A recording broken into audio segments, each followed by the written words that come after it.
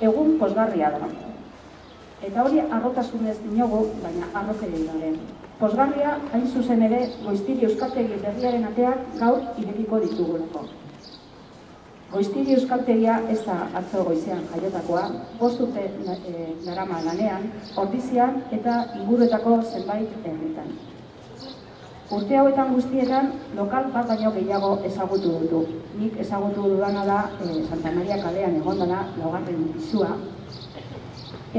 Lokal hori udala berak utzitakoa da eta udalari ere gure esker beroenak behintzet eman behar dugu publikoki gaur behintzet hemen eta aprobetxatuko dugu aitaren izenean, eskerrik asko hainbat urtetan Santa Maria kaleko lokalean egotan gaitu. Zango duzu, bale, hain pozik egon bazaretean, zergaitik etorri zarete ona. Lokal horrek, zoritzarrez, gaur egungo baldintza batzuk ez dituelako betetzen, irisgarritasun arazo nabarmenak izan ditu